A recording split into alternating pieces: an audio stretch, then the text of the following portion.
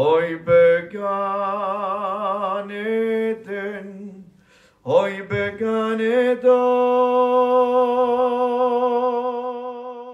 Ne jamais oublier les héros du ghetto. 80 ans après, sur le parvis du mémorial, on retrouvait hier, en plus des survivants du ghetto de Varsovie et des enfants cachés, près de 200 personnes pour écouter Éric de Rothschild, président du mémorial de la Shoah. Lui-même était surpris de voir autant de monde. C'est magnifique que notre communauté, 80 ans après, soit aussi nombreuse pour venir célébrer et rappeler cet épisode magnifique dans toutes les horreurs de la Shoah.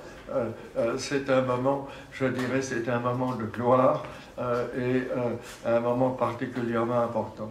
S'enchaînent ensuite les lectures. Jonathan Arfi, Patrick Lugman ou encore Larissa Quin se succèdent au pupitre pour témoigner de la vie dans le ghetto ou honorer ceux qui se sont battus contre l'oppression allemande. Ce que nous retenons de Mordechai Anilevitch et de ses camarades, membres de la Shomer Hatzair ou d'autres mouvements d'obédience différentes, de gauche ou de droite, c'est leur détermination, leur décision de ne pas mourir dans le noir d'une chambre à gaz de Treblinka. C'est leur absolue volonté de tenter de faire entendre le cri de la révolte par-delà les murs du ghetto de Varsovie. Mais alors pourquoi se remémorer ce soulèvement du ghetto de Varsovie ? Pour le président du CRIF, la réponse est claire, c'est principalement pour casser les idées reçues sur le comportement des Juifs durant la Seconde Guerre mondiale. Le soulèvement du ghetto de Varsovie vient répondre à une idée reçue, celle que les Juifs se seraient laissés conduire docilement à l'abattoir, qu'au fond il n'y aurait pas eu de résistance.